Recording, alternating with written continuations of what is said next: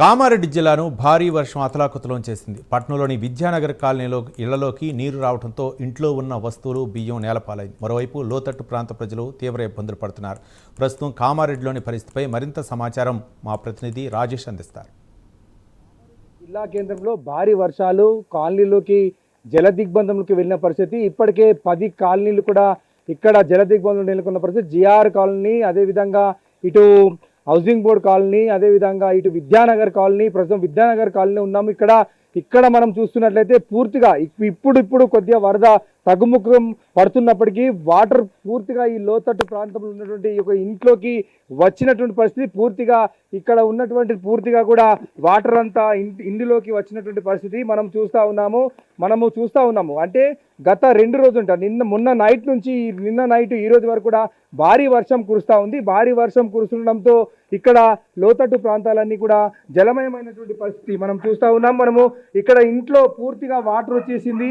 ఈ వాటర్ అంతా కూడా మొత్తము బెడ్రూమ్లో, అదేవిధంగా ఇక హాల్లో, కిచెన్లో కూడా వాటర్ వచ్చిన పరిస్థితి.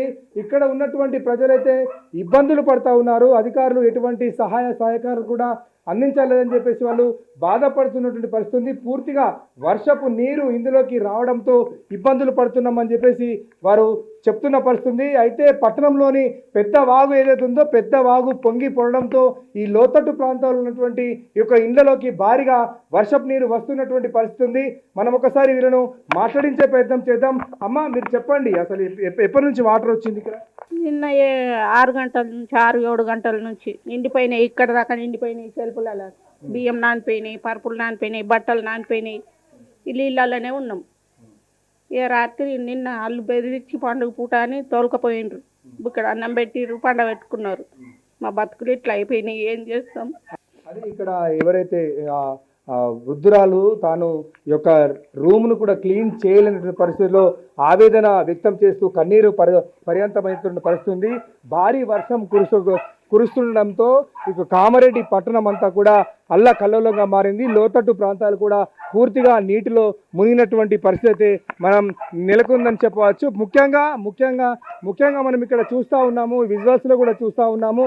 ఇక్కడ ఈ ప్రక్క ఇంట్లో కూడా వాటర్ కూడా పూర్తిగా వచ్చి మొత్తము ఒక తినే బియ్యం నుంచి అదేవిధంగా ప్రతిదీ కూడా మొత్తం నీట మునిగినటువంటి పరిస్థితి అయితే మనకు స్పష్టంగా కనబడతా ఉంది. మనం వాళ్ళను మాట్లాడించే ప్రయత్నం చేద్దాం. సార్ చెప్పండి, మేడం చెప్పండి, ఎన్ని గంటల నుంచి వాటర్ వస్తుంది, ఎట్లా ఉంది పరిస్థితి ఇక్కడ?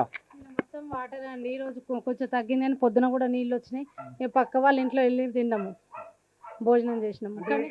అంటే అధికారులు తీసుకుపోతాం పునర్వాస కేంద్రం. మేము మున్సిపల్ వాళ్ళకు, కమిషనర్ గారికి కంప్లైంట్ చేసినాం. కలెక్టర్ దగ్గర వాళ్ళు ఉంటారు కదా, వాళ్ళకు కూడా కంప్లైంట్ చేసినాం. అక్కడ డివైడర్ ఉంటుంది సార్, వచ్చేది పగలగొట్టండి ఇమీడియట్లీ. పగలగొడితే మాకు ఇంత నీళ్ళు రావంటే, అమ్మ వర్షం పడుతుంది కదా, ఇప్పుడు కొంచెం టైం పడుతుంది అని అన్నారు. ఎవరు రాలేరు. కనీసం కమిషనర్ కానీ వేరే అధికారులు ఎవరు రాలేరు. మేము ప్రతి సంవత్సరం చెప్పుడు ఉంది కానీ ఏం లాభం లేదు. ఇవి అక్కడ నుండి వస్తాయి, డిగ్రీ కాలేజ్ నుండి వస్తాయి వాటర్. సాయిబాబా గుడి నుండి, అటు హనీ బేకరీ నుండి, ఎక్కడ మోర్లు అక్కడ వేస్తే మాకు ఇంత ప్రాబ్లం కాదు. మరి ఇన్ని వేల ఫండ్స్ వస్తున్నాయి, ఏం చేస్తున్నారు ప్రభుత్వం? ఎక్కడ ఓటు హక్కు కావాలన్నప్పుడు ఓటు మమ్మల్ని బతిమలాడిపించుకొని వేసుకుంటారు. మళ్ళీ ఇంటి ట్యాక్సులు కట్టకపోతే జప్తీ చేస్తాం, ఇవి చేస్తామని అంటారు. మరి బాధ్యత కాదా ఇది? మాకు ఏంటంటే ఇంట్లో 33 kV ఉంది, మాది అదొకటి ప్రాణభయం. ఇదివరకు ఒకసారి అది వైర్ తెగిపోయింది. అవి కూడా ఎన్ని కంప్లైంట్లు పెట్టినాం, కనీసం తీస్తామని కూడా ఇది చేయట్లేదు ఇప్పటి వరకు.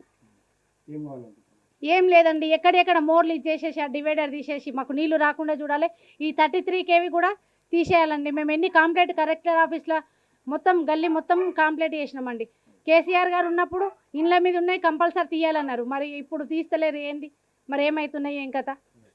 అది ఇక్కడ ఆవేదన వ్యక్తం చేస్తున్న పరిస్థితి అయితే మనకు స్పష్టంగా కనబడుతోంది. లోతట్టు ప్రాంతాలు మొత్తం 10 కాలనీలు, కామారెడ్డి పట్టణంలో 10 కాలనీలు కూడా ఇప్పటికి ఇంకా జలదిగ్బంధంలో ఉన్నటువంటి పరిస్థితి నెలకొనుంది. అయితే తమకు అంటే ఇక్కడ ఉన్నటువంటి అభ్యంతరాలకు సంబంధించి ఇటు స్థానికంగా మున్సిపల్ అధికారులు, అదేవిధంగా ఇటు జిల్లా అధికారులు కూడా స్పందించి తమను ఆదుకోవాలని చెప్పేసి బాధితులు చెప్తున్న పరిస్థితి. ప్రస్తుతం ప్రవీణ్తో రాజేష్, ప్రైమ్ న్యూస్, కామారెడ్డి నుండి.